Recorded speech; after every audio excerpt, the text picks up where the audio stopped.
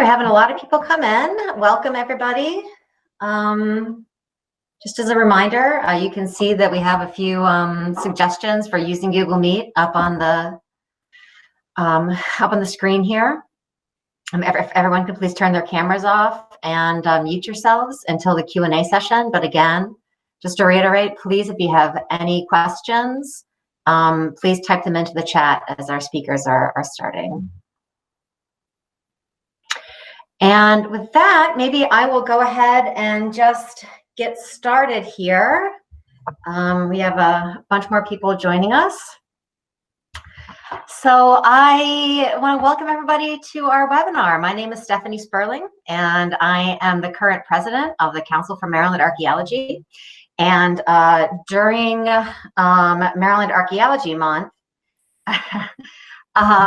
we have had a series of webinars that CUFMA has put out. So this is the third in our series. The first one we did 2 weeks ago, and that was directed at students. And the topic of that was, how do I get a job in archaeology these days? Last week, the first webinar we did with the University of Maryland, the Anthropology Department. Council for Maryland Archaeology partnered with Preservation Maryland to put on our webinar last week, which was called Finding Common Ground, Can Archaeologists and Relic Hunters Work Together? That will go up on the, should be this afternoon. I'll put it up on the CUFMA YouTube channel. And you can also find the first education webinar on the CUFMA YouTube channel. But this is the third and final in our webinar series. As we were developing this series, we felt that it was very important to talk about the topic of Maryland Archaeology Month, which is the archaeology of healing and medicine. Very timely, of course. With that, I am going to turn it over to Matt McKnight, who is our tech guru. Maryland Historical Trust and Matt McKnight are helping us host this. So Matt's going to give you all a few Google Meet parameters. And what else, Matt? What else do you need to talk about? That's the main thing. So again, please, everyone who is not speaking today, we ask that you mute yourselves by clicking on the little microphone icon in the lower part of the Google Meet window. That should be just a little left of center for you. If you're joining us by phone or by dial-in audio, you may have to press *6 in order to unmute yourself if it comes to a point where you need to ask a question. So just remember *6 if you're using phone for audio is how you unmute yourself. If at any time someone else's audio is interfering with the presentations, I have the ability to mute you, and I'll do so. Please don't take it personally. It's just that we have to do that to keep things moving and orderly, and I cannot unmute you. So everyone, again, look down at the bottom of the screen now and find that little microphone icon. If it's red with a line crossed through it, then that means you're muted, and you just need to click it in order to regain your speaking function. If you have a question during any of the presentations, you can place it in the chat, which you can find by clicking the icon in the upper right-hand corner of the screen that looks sort of like a little cartoon or comic book call-out symbol. Cassandra, Stephanie, and I will all be kind of monitoring those, and we'll pass them along when we get them to the Q&A portion of the meeting after all of our speakers have had their say. And when we get to the Q&A portion of the webinar, you can ask a question either using the chat, or if you click the hand up button, there's I'll call on you and you can unmute, turn on your video if you'd like, and ask your question. Otherwise, we'll just ask for you if it's in the chat. And again, a reminder that we are recording this session, so if you do not want to appear on camera, that is perfectly okay. Just ensure that your video is turned off by clicking the video symbol that's down near that mute button. And live recording is already on, so this is going to be posted later via YouTube for those of you who couldn't join us live today. And otherwise, I'm going to sit back and let Cassandra moderate, and I'll try to handle any technical issues we're having along the way. Thanks. Thanks, Matt and Steph, and thank you everyone for joining us today. We really appreciate you attending our webinar celebrating Maryland Archaeology Month. My name is Cassandra Michaud, and I'm an archaeologist with Montgomery Parks, which is part of the Maryland National Capital Park and Planning Commission. I'm also the immediate past president for the Council for Maryland Archaeology, and one of my duties, in fact, one of the fun things I got to do was participate in the Maryland Archaeology Month Committee, along with other folks from MHT, PG Parks, Historic St. Mary's, M.SHA, ASM, and other individual archaeologists. And the committee is chaired by Dr. Charlie Hall of MHT and is tasked with sort of brainstorming what ideas for the annual theme for Maryland Archaeology Month, which is in April every year, and celebrates an aspect of the archaeological work across the state that we focus in on through a booklet and posters and authors. This year's theme, as Steph has already mentioned, is the archaeology of healing and medicine. And it reflects the larger sort of refrain of all of our lives of the last year, namely that the pandemic and how we collectively respond to illness and disease. The committee reached out to 8 researchers across the state to provide short summaries of their work that were related to this topic. And those were compiled into the Maryland Archaeology Month booklet and into a poster. And in fact, those articles, as well as all of the information for the month, is placed on a new dedicated webpage that's at marylandarchaeologymonth.org, which we'll put in the chat. And I would encourage you to go visit it and to see all of the, it's a beautiful website, really well put together with a lot of information. There's some interviews with some of the with all of the authors. So check it out if you get a chance. Today, we're fortunate to have 3 of those authors to share some of their research of the topics for the booklet and all of their fascinating work and their artifacts. So I'll give a very short introduction and then we'll hear from each of them. And afterwards, as Matt said, we'll have a period of discussion and an opportunity to answer any questions. So please put them in the chat. We'll track them, and at the end, we'll go ahead and open them up for topics, for discussion. So let me just give some quick introductions. First, we have Silas Hurry, who is Curator Emeritus for Historic St. Mary's City and recently retired. Congratulations, Silas.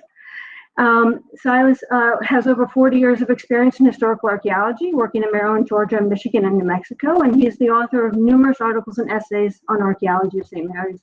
And his research interests include historic ceramics, vernacular and formal architecture, African American history, and 17th century material culture. Also with us today is Justine McKnight, archaeobotanist and professional consultant with over 20 years providing archaeobotanical research services to archaeologists across the Eastern Woodlands. Dr. McKnight's interests include food and culture, prehistoric ecosystems, indigenous horticulture. She was involved with designing and maintaining the Maryland Archaeobotanical database on the JPPM website, which captures information on all kinds of carbonized plant remains found in archaeological contexts and makes them publicly available. And our third speaker is Patricia Sanford, who is the director of the Maryland Archaeological Conservation Laboratory at Jefferson Patterson Park and Museum. And she's been practicing historical archaeology for over 30 years, with experience primarily in the Chesapeake and North Carolina. In addition to numerous publications in journals and edited volumes, she has also published Subfloor Pits and the Archaeology of Slavery in Colonial Virginia. Dr. Sanford's research interests include African diaspora archaeology in the American South and 18th and 19th century ceramics. So with that, I'll go ahead and hand it over to our first presenter, who is Silas Hurry. Take it away, Silas.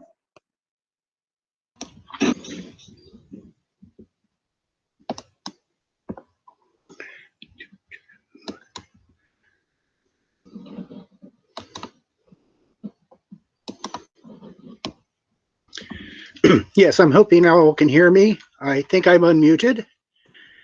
Yep.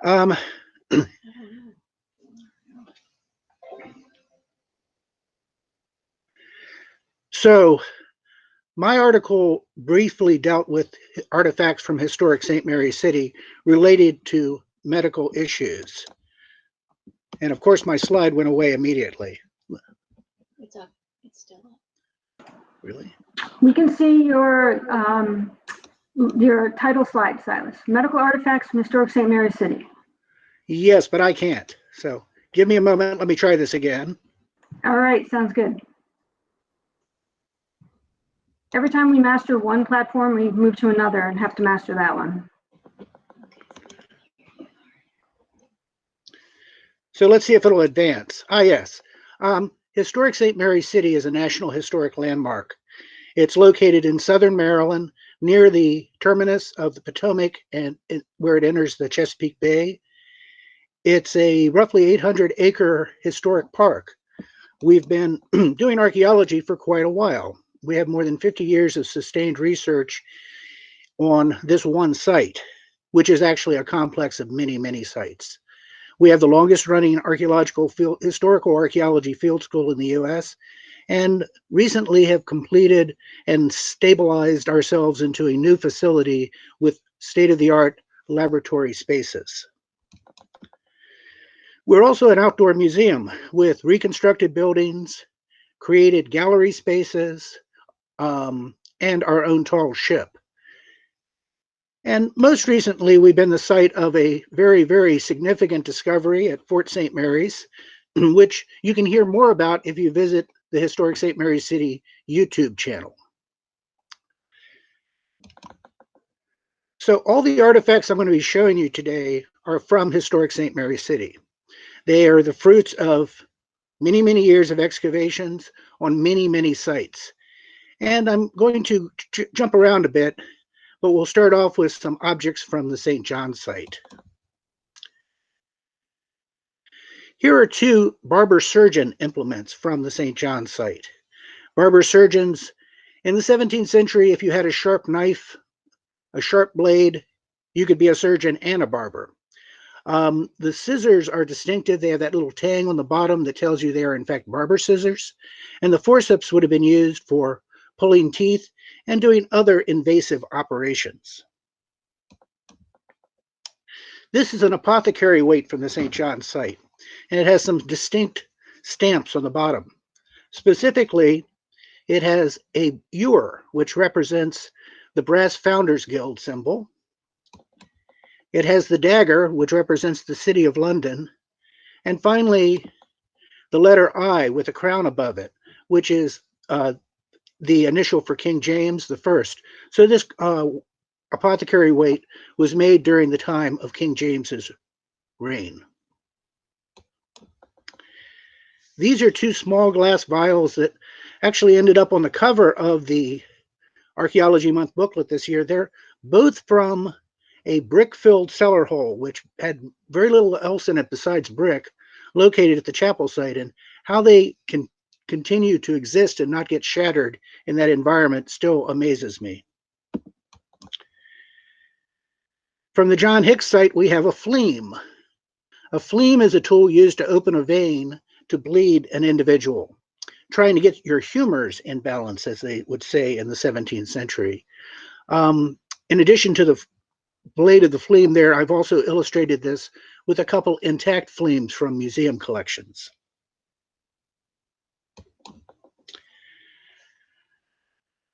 The initial work at the St. John site was done in the 1970s, but we returned in the early 20th century to in the 1990s and early teens to do additional archaeology before we constructed a museum on the site.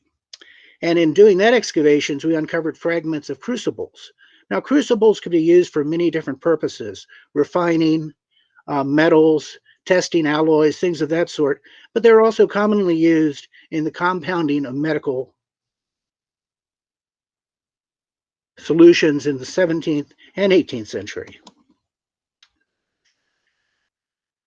This is tin glazed earthenware, sometimes called Delftware, which seems to be the favored ceramic type for medicinal and hygiene purposes in the 17th century. Here we have a small galley pot or drug jar, which was found at the Van Swearingen site. And next to it is a fragment of a pill slab. Pill slabs were flat ceramic glazed surfaces where one could create essentially a snake, a little coiled snake, which you then sliced into pills.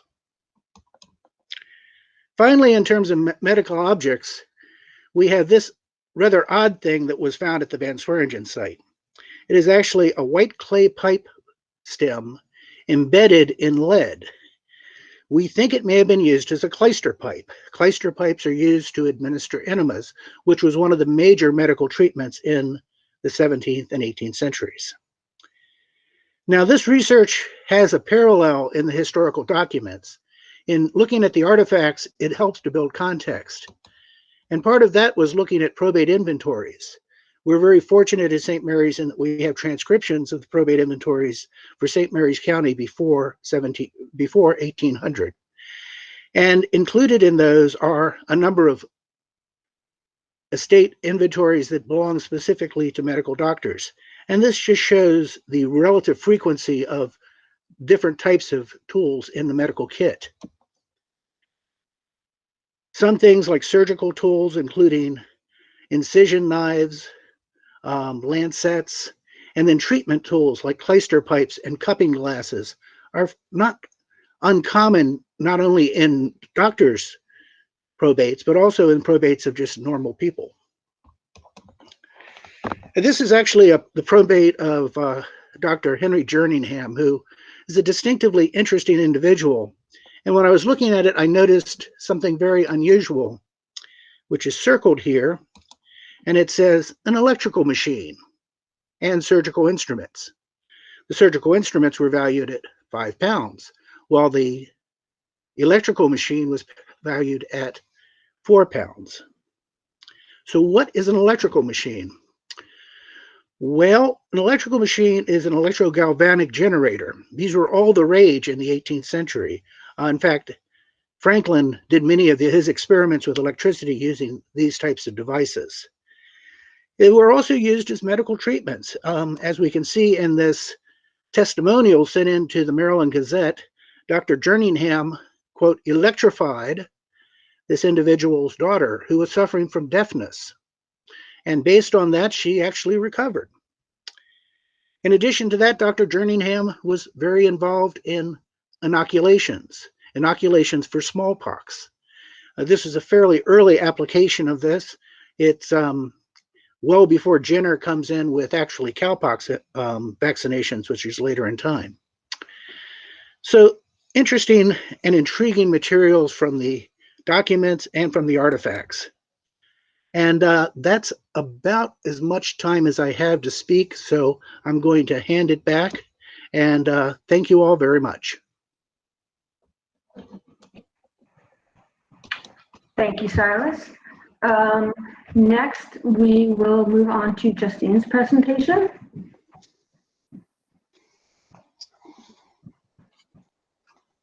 Hi, everybody. Can you hear me? Yep. Perfect. I could not master the screen sharing on this platform, so I think Matt's going to help me by pulling up my slides. Is that going to work, Matt? Excellent. I can see it. I hope everybody else can. Yep. Wonderful. Well, I'm enjoying this opportunity to participate in Maryland Archaeology Month and to offer my perspectives on what the archaeobotanical record can contribute to understanding the archaeology of healing and medicine, especially here in Maryland. Next slide, please. Archaeology, we also refer to it as paleoethnobotany, is of course the study of plant remains preserved in archaeological contexts. From excavations, we're able to recover plants and plant products, items like seeds or nutshells, corn cobs, wood, or made items like basketry and fabric. And archaeobotanists study these remains to understand what plants were being used in the past, how they were produced, how they were collected, and by what means they were prepared. Humans rely on plants to fulfill a multitude of essential needs, right? We use plant products in building homes, in preparing food, making clothing, and organizing our landscape, and manufacturing tools. And plants are essential in our aesthetic choices as well, our spiritual practices, and as we are focusing here during Maryland Archaeology Month on medicine. And while it's difficult to believe, tobacco was once very widely used as a healing plant. While there are many species of tobacco around the world, indigenous, of course, to the Americas, Australia, Southwest Africa, and the South Pacific, two species in particular were important here in Maryland. Next slide, please. The first, Nicotiana rustica, was an essential plant to native peoples, used both as a ceremonial and a therapeutic plant. Early European visitors to the New World were fascinated by native tobacco and its importance in culture, and reported its use in both artistic and in narrative descriptions. Archaeologists across Maryland have recovered pipes and other artifacts and material residue associated with smoking and tobacco preparations. And of course, native tobacco continues to be a meaningful ceremonial plant within Indigenous communities today. Next slide, please. The second tobacco species important in Maryland history is Nicotiana Tobacco, which was introduced to Europe from the Americas. And this is a species grown worldwide today for production of tobacco leaf for smoking and for chewing. Tobacco was the plant brought to Jamestown, Virginia by John Rolfe in 1610. And it's the plant that became the mainstay of Chesapeake culture and economy for hundreds of years. Following its introduction into European gardens, first as an ornamental plant, tobacco became wildly popular as a medicinal, a universal panacea prescribed by physicians and thought to be successful as a treatment for myriad ailments. Tobacco, prepared a variety of ways, was employed both as a preventative. For example, the constant smoking of tobacco was thought to protect one against bubonic plague in the 17th century, as well as a cure.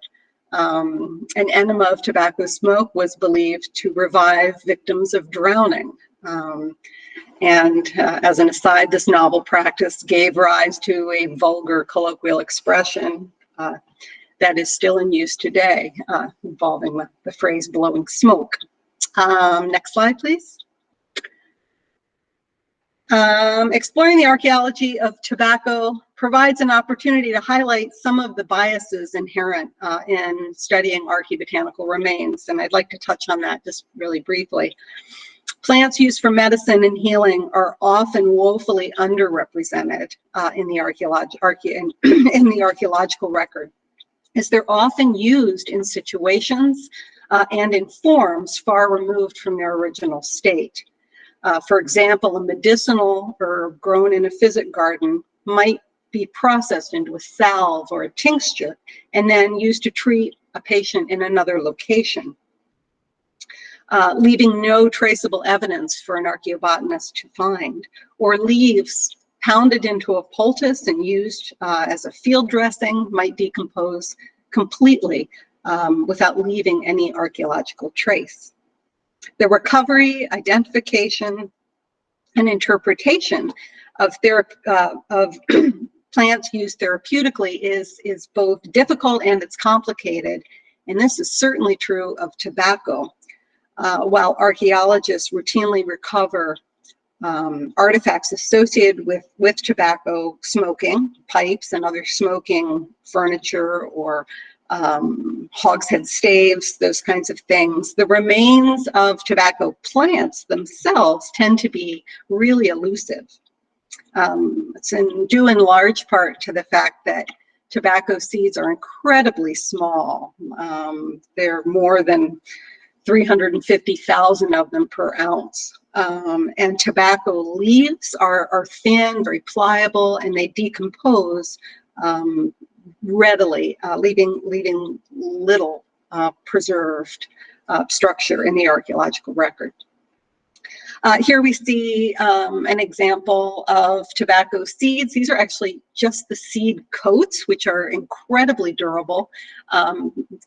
These particular seeds recovered from the King's Reach site, a colonial tobacco plantation located on the grounds of Jefferson Patterson Park and Museum in Southern Maryland, along with a beautiful K1 pipe recovered from the same site. And these seeds are very similar to other assemblages of tobacco seed coats. Again, not the entire seed, but simply the outer rim, the outer portion of the seed,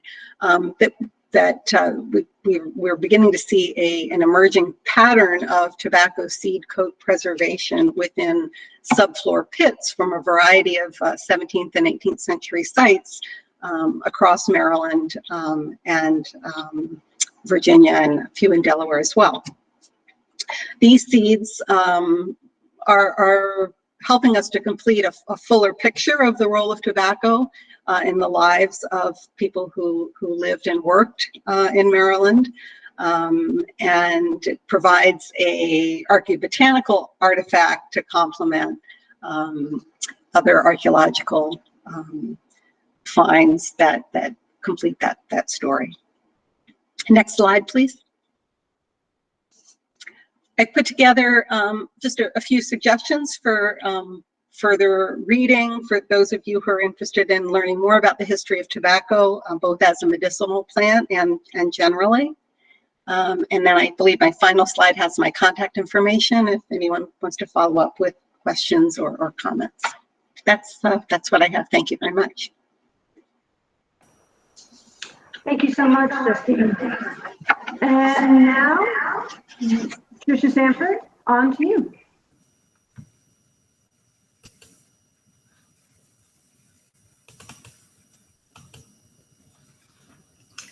Hi, everybody. Let me get my slides up. All right, so what I'm going to spend the next few minutes talking to you guys about an interesting assemblage from one of the sites that we curate at the MAC Lab, at the Federal Reserve site. And this is a privy that I worked on with some high school students from Huntingtown, and it has a really interesting medical component. Now, when you hear the word dispensary today, I think most people probably think of a medical marijuana dispensary, but the dispensary that I'm going to talk about today is the Baltimore General Assembly. It's a dispensary. It was a public health organization that opened in Baltimore in 1801.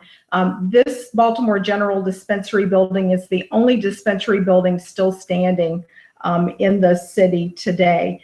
And it opened to provide medical and health services to the poor in Baltimore. And there were a number of these dispensaries that were formed in the city throughout the 19th century. By 1892, there were 15 of them in the city itself, and many of them were affiliated with hospitals. Now, they were funded by donations, and through the state lottery. They would often hold concerts to raise money. My favorite way of funding the dispensaries, a sheriff's office would impose fines on houses of ill repute. And so that was a way to get money for these dispensaries as well. Now, the dispensary I'm going to talk about today was the Southern Dispensary, and it was occupied 2 rooms on Conway Street near Sharp Street, which is the current location of the Federal Reserve Bank in Baltimore, which is over by Camden Yards. And there was a privy excavated in 1980 as a part of that project. And the dispensaries played a really big role in public health in Baltimore. They vaccinated citizens against contagious diseases. By the mid-century, they understood that it was important to supply food, clothing, and other necessities of life for the poor and the indigent sick. And they really understood that malnutrition was a serious problem for the poor. This Southern Dispensary opened in 1848 and stayed at the same location until around 1870. And it served needy people living south of Pratt Street and east of Fremont Avenue, all the way down to the Basin, and included Locust Point. And there was always a doctor in attendance. And this date for this fit very nicely with the privy, the fill from the privy that that was excavated in 1980. There were Ken Basilick and John McCarthy were the PIs on this project. They had about 3 weeks because construction had already started. This was in the early days of Section 106, and this project kind of fell through the cracks.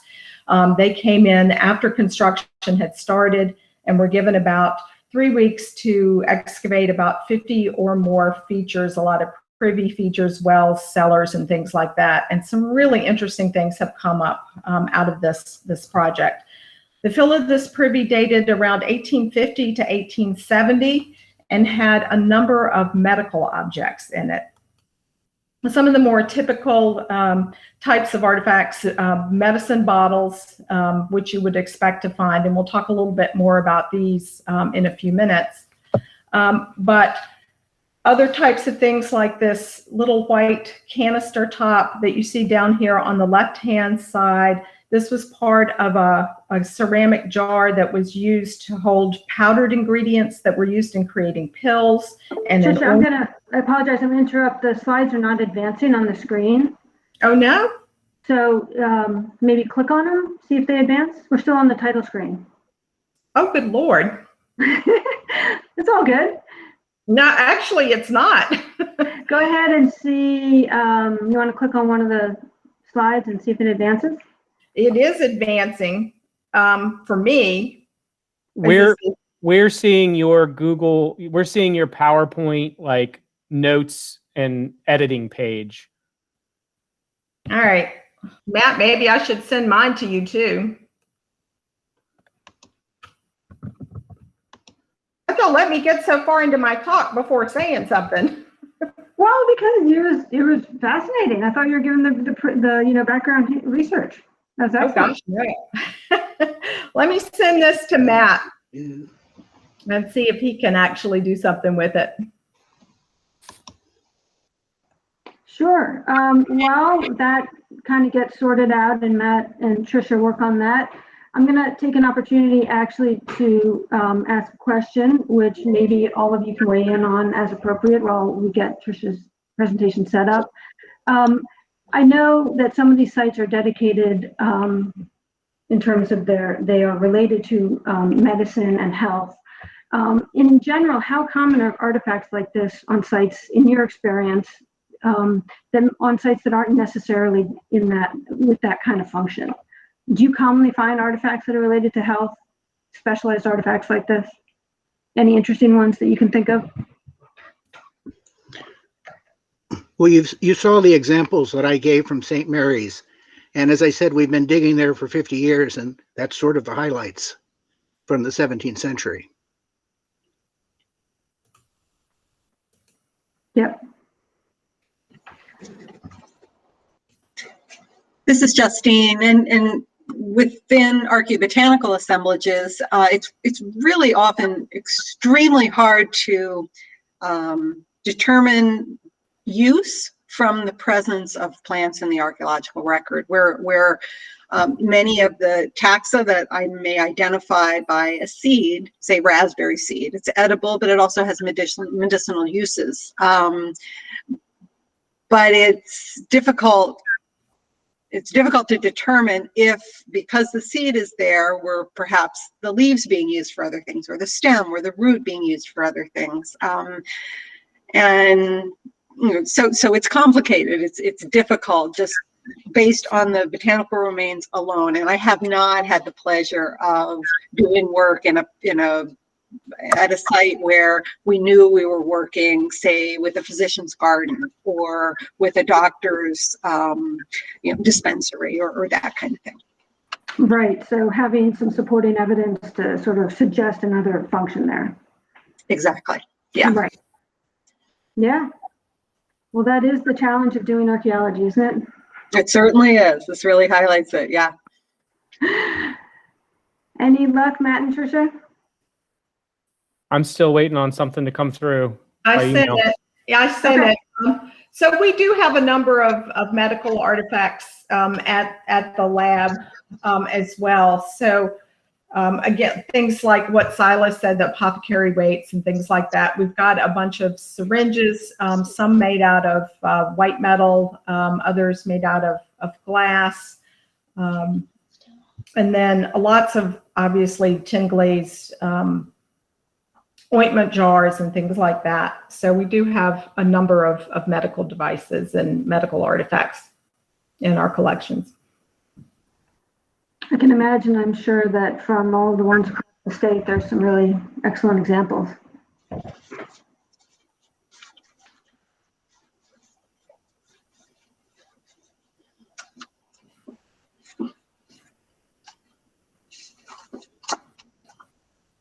So you had mentioned some of the jars had residues in them. Is there any work on trying to identify any of that material in terms of chemical analysis? Oh, there it is. All right. Off you go. So I'm just going to blitz through these first slides. So here's the general dispensary that opened in 1801 in Baltimore. Go ahead. And this was the slide where I talked about how they were funded by fines on houses of ill repute. Go ahead. And then here's the 1869 sachet bird's eye view map of Baltimore that shows the location of the southern dispensary that served people down in the Inner Harbor area, the poor of the Inner Harbor area. Go ahead, Matt. And this is the privy that was excavated at the Federal Reserve site, feature 30, in 1980, the one that had the 1850 to 1870 artifacts. Go ahead. And then here's some of the bottles that I'll talk about in a minute. Go ahead. And the jar lid that you see on the lower left was from a jar similar to what you see here, an 1863 jar that contained pills for sulfate of quinine pills, which was used to treat malaria and was particularly important during the Civil War for treating troops, particularly the ones that were in the fighting battles further south. Go ahead. So this was a range of interesting artifacts. The mortar that you see in the back right-hand side was discarded because it had been broken into two pieces, and it would have been used to grind ingredients for medicine. And Silas talked about a pill tile. I believe the thing in the center is a pill tile, which was used before automation for hand rolling pills. The container on the back left-hand side was interesting to me, and I'm really be interested to hear what other people think about it. It is tin glazed earthenware, which again is pretty common for medical assemblages. But the interesting thing about it, it's about 2.5 inches tall, and the depression for holding the salve or whatever it held was only about 1/2 inch deep, and the rest of it was just solid clay. So it's a very heavy, very stable object. And the only thing that I've been able to figure out or what I think happens is that they would put some sort of salve or something in it, and they wanted it to have a steady base so it didn't get knocked over, and the doctor could maybe just reach for it and without taking too much attention from the patient, and dip their finger in and get whatever was out. So that was a very stable and didn't have to go too deep down, to get to what they were, the medicine that they were using. The object right in front of the canister, I'll talk about in a minute, but the little tube over on the lower right-hand side, go ahead, Matt. I think this might have been part of a stethoscope. Monaural stethoscopes were invented in France around 1817, and by around 1815, doctors everywhere in the developed world were using this type of stethoscope to diagnose patients. Another possible interpretation, go ahead, Matt, of this tube is that it might have been part of a stomach or an enema pump, which was useful for treating dysentery and intestinal ailments. Go ahead. This little lens that you see in the upper right and the lower left-hand corner was part of a simple microscope.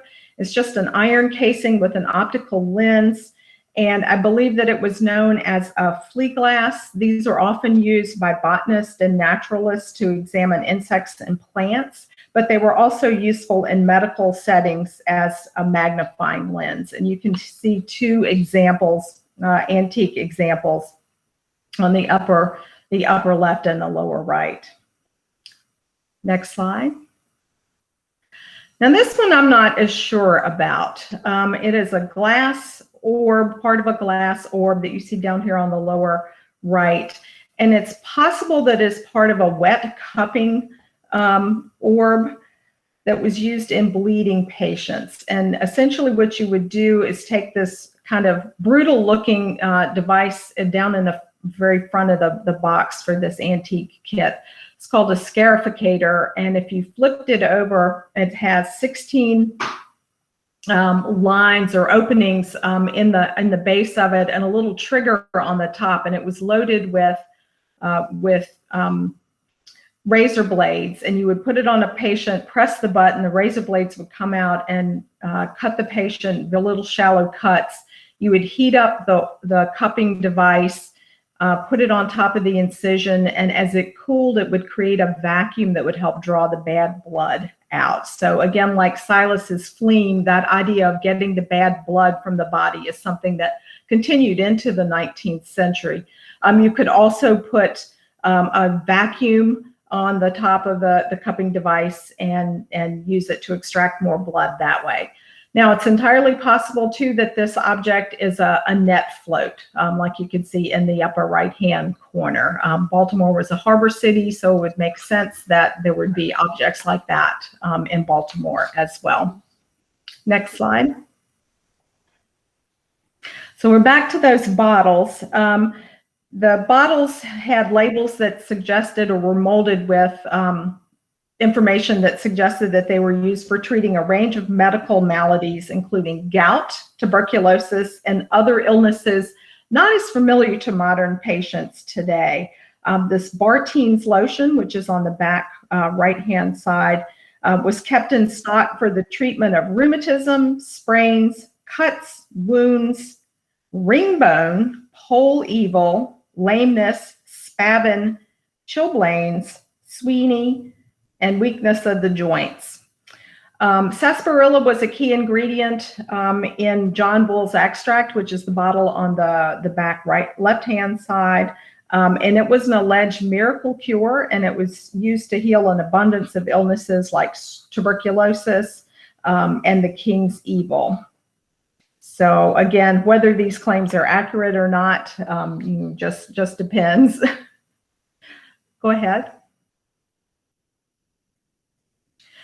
So with large populations living in close proximity in cities, it was really critical for cities to provide medical services.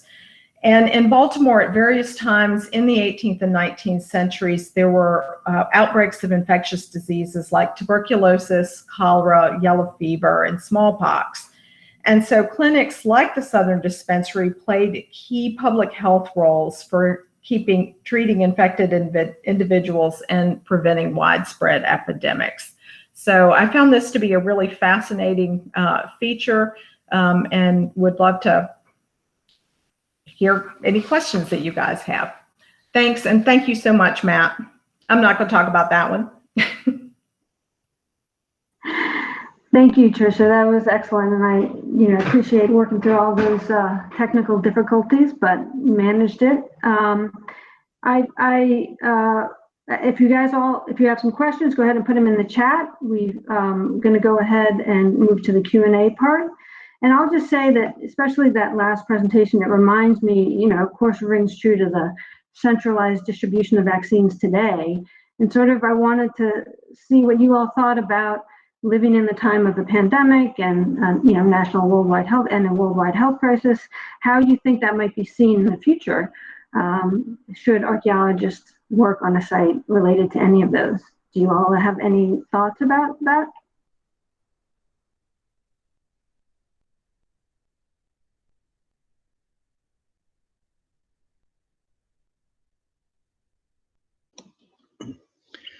This is Silas, and I have heard some people suggest there's going to be a horizon marked by bread makers, people who've discarded their bread making equipment after the pandemic. Right, the popular trends of what people were doing during the pandemic will be seen in the trash.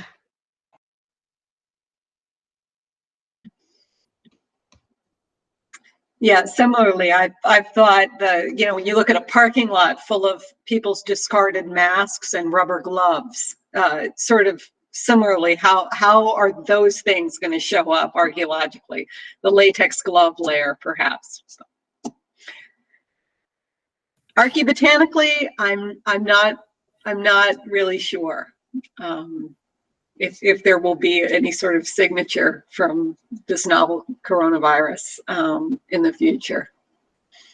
How about all the little vaccine vials? Yeah. Yeah.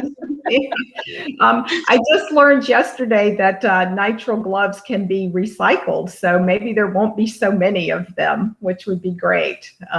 So thank you, Nicole. I didn't know about that till yesterday. Good for the environment, bad for future archaeologists. So we do have a couple questions. What is the King's disease just mentioned? I think that was yours, Tricia. It's tuberculosis, actually. Tuberculosis. Great, thank you.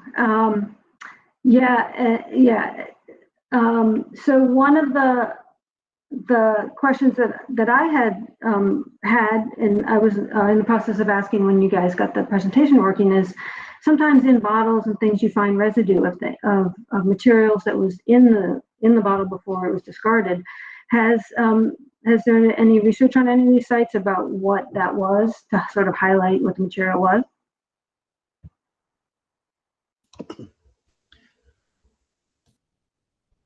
This is Silas again.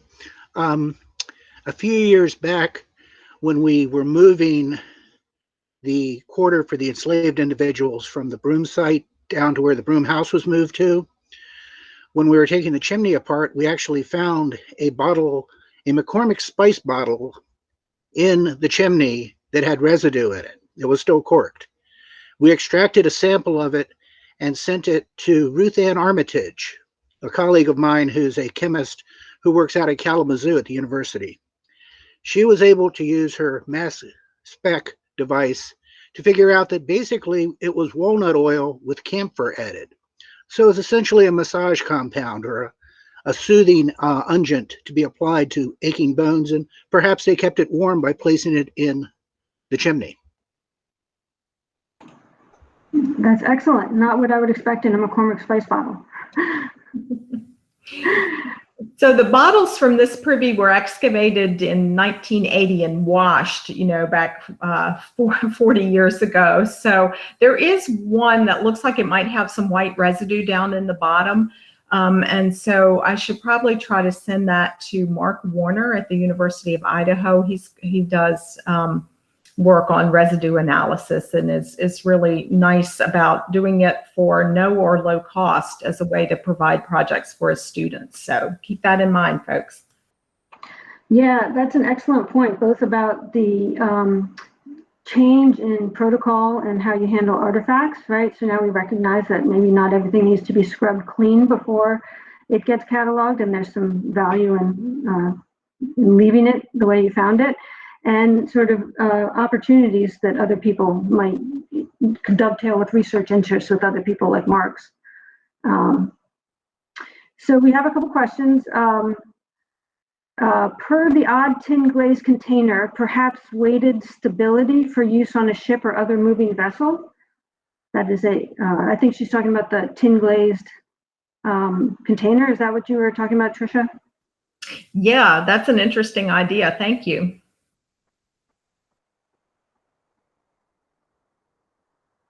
We also have, Nicole chimed in. TerraCycle recycles all brands of nitrile gloves. Just to follow up with the recycling of gloves, which I didn't know you could do. Thank you, Nicole.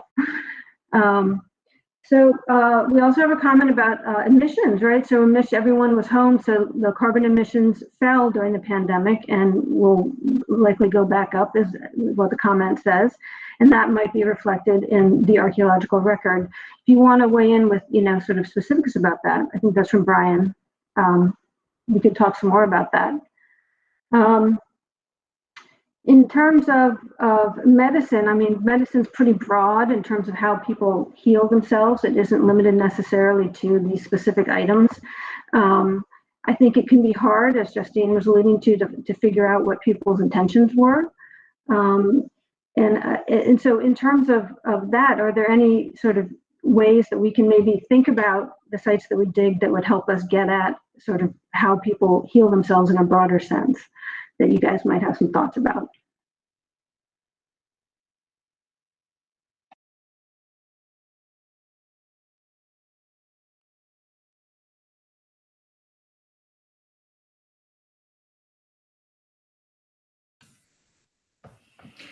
This kind of goes back to our theme from last year, but some of these sort of protective caches that we find archaeologically. And I think that's maybe a way of preventing people from harm.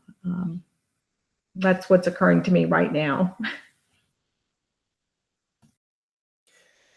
It looks like Jeannie has her hand up if she wants to unmute herself and ask a question, if that was on purpose.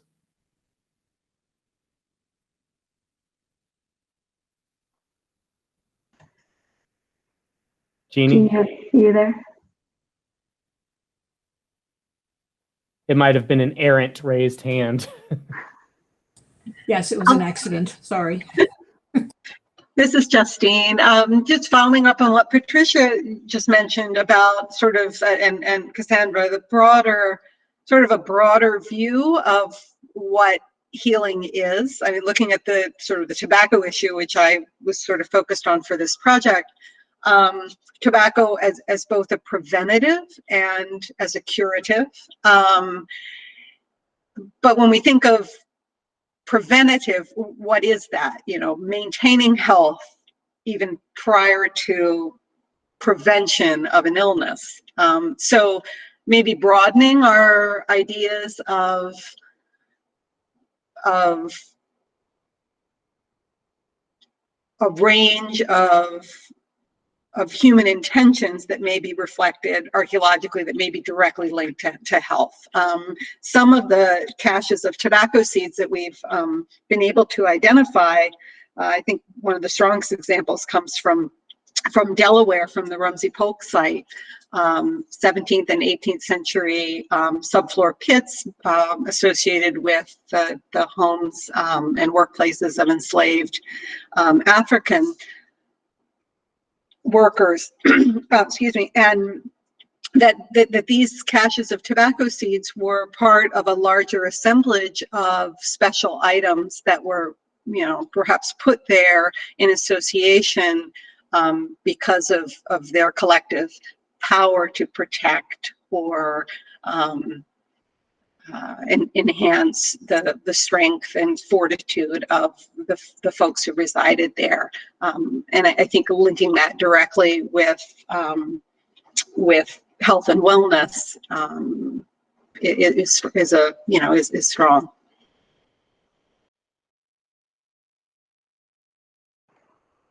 Right.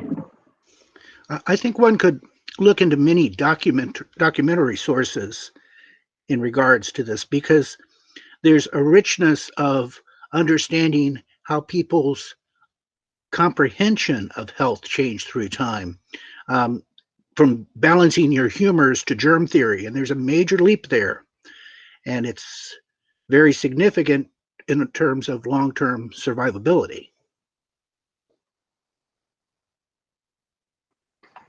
Right. It's hard to see some of that sometimes in terms of the record. So there's a comment here. Inviting the panelists to go ahead and turn their cameras on so we can all see you guys as we're discussing. Oh, thank you. Good to see you. So you know, what also strikes me as I hear the papers is how incredibly specialized some of the knowledge is that you all have in terms of the research you had to do to understand what these objects were. I wouldn't, I think, been able to identify many of those objects. Did you, you know, we all have to do research as part of our artifact identification and cataloging, but was there any kind of special work that you did to sort of get a better appreciation for this, or any, you know, physicians or medical people that you spoke to?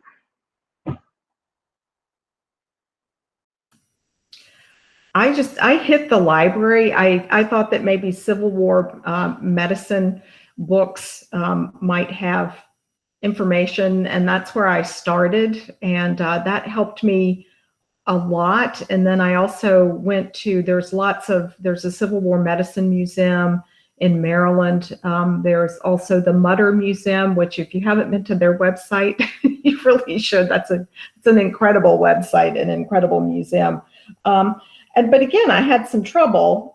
We had something from this assemblage that we initially thought was the top of a leach jar. Again, back to the whole bleeding and bad humorous aspect.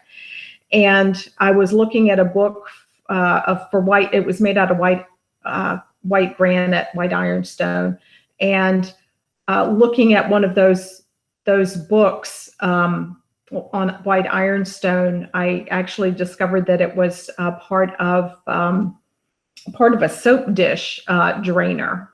So it didn't appear to be actually part of the top of a leach jar at all, and that kind of bummed me out because it was more interesting when it was part of a leach jar in our minds.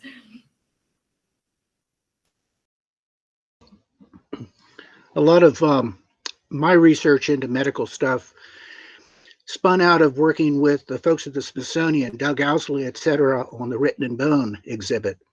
Because in addition to the human remains that were exhibited in that, there are a lot of medical devices and tools exhibited. And seeing those helped. A lot of the material, though, we had identified as we came along simply because they were so distinct and odd, we just kept looking to figure out what they were. So we're probably missing the obvious things.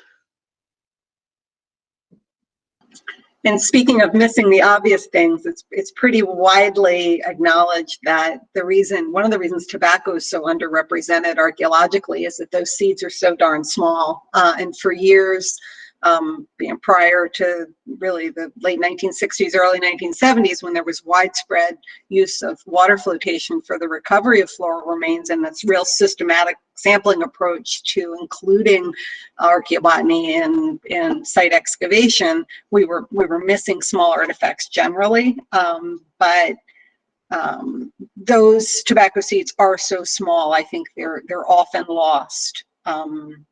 You know, even in the lab, they're hard to identify. They're so tiny that they do tend to slip through the cracks, both literally and figuratively.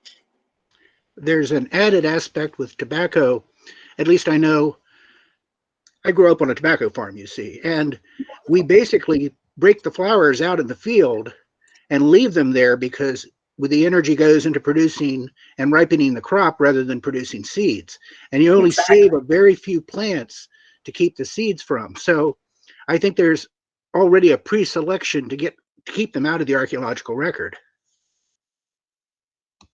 Definitely, yes. I'm also super curious about why we're finding tobacco seeds in certain kinds of contexts. You know, to me, it speaks of some sort of deliberate aspect of using that portion of the plant in certain activities.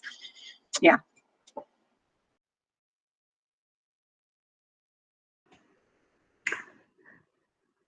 Great. So we have a question in the chat for Patricia. What is the advantage of tin glazed earthenware for medicine containers? So I'm also gonna, I'm not sure. And I think Silas, maybe Silas has some ideas. I know that these tin glaze, like galley pots and jars were started being produced pretty early on. And I don't know if it was really just like a continuing tradition of using tin glaze containers for those. it doesn't seem to make a lot of sense because tin glaze is such a fragile glaze. And then the ceramic underneath the glaze is so very soft and porous. So I'm not really sure. Silas, do you have some thoughts about that? My only thoughts is that oddly, tin glaze seems terribly hygienic. It is a hard, opaque glaze. The object itself is very fragile, but the surface you're working on is smooth and usually white or a shade of white. Most of the other ceramics you can think of from the time period, at least, don't easily give themselves to that, at least in the 17th century. So that by the time in the 18th century, the earliest white stonewares and things of that sort would not be a great texture either. So maybe the tin glaze had cut itself out a niche within the ceramics world to continue to provide apothecary wares, because there's still apothecary. If the pharmacy I go to regularly has tin glaze jars all over the place to decorate the site. I also wonder if it has something to do with the addition of tin in the glaze as opposed to just lead that might have made it less reactive with whatever was in it. But that's just a wild guess at this point. I'd have to look into that. Sounds like we need some science. Great. So we have a question for Justine. Are there differences in the strain of tobacco used for indigenous healing practices versus strains grown commercially by Europeans? And any thoughts on that?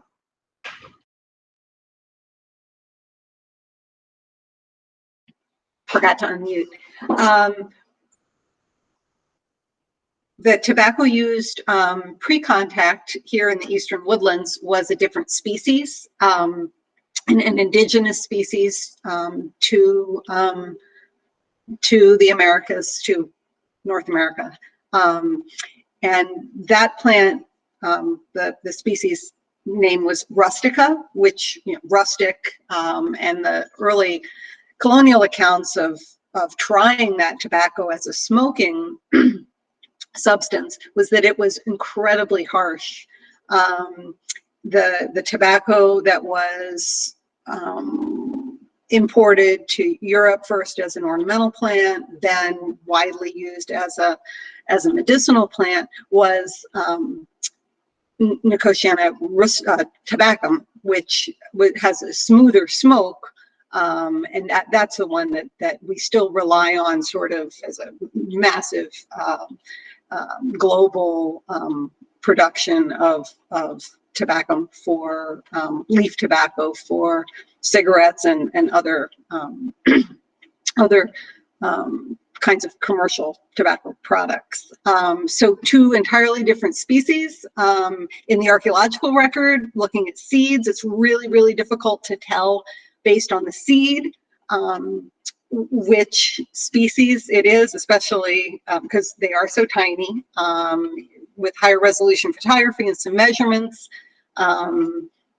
some folks are able to tell them apart. Most of us can't, and we rely on their association, their temporal association, the context that they're found in order to figure that out. There, of course, are people who, I'm a jack of all trades with archaeobotanical stuff. There are folks who really specialize in tobacco studies, and back to residues.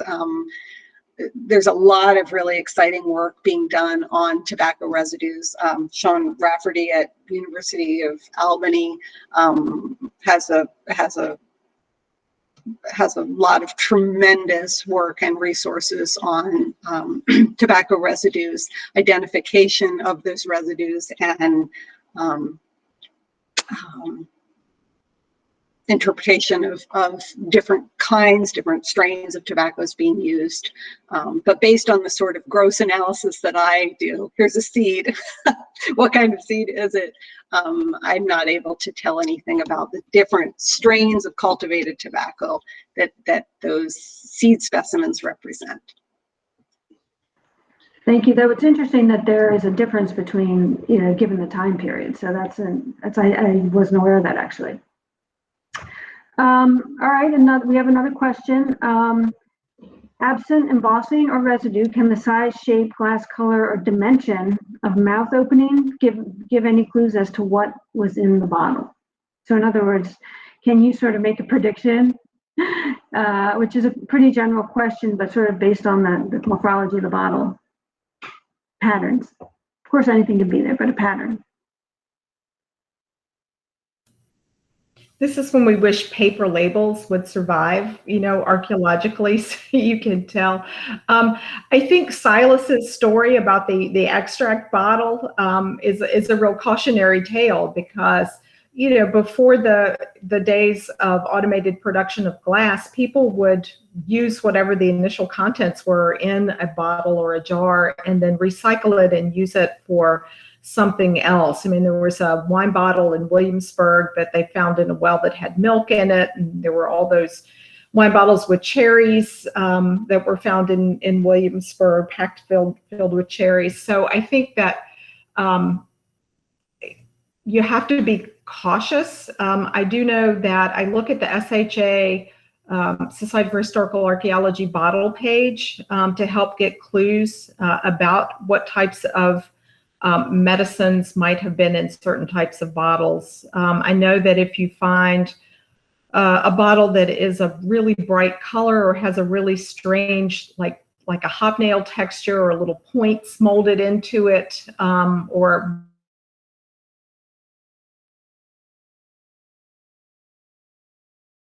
in those textures were a way to indicate to people in the dark or people who had visual impairments that bottle contained something particularly bad and that you needed to be careful. But I think sometimes the lips of the bottles can tell you if it's what type of liquid or powder might have been inside.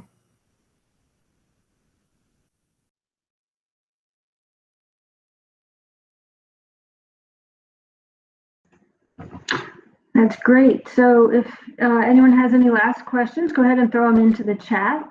I think that it's about 3:12 now, so we're getting towards the end. So let us know if you have any other thoughts. Any other thoughts from the panelists before we go ahead and think about closing out?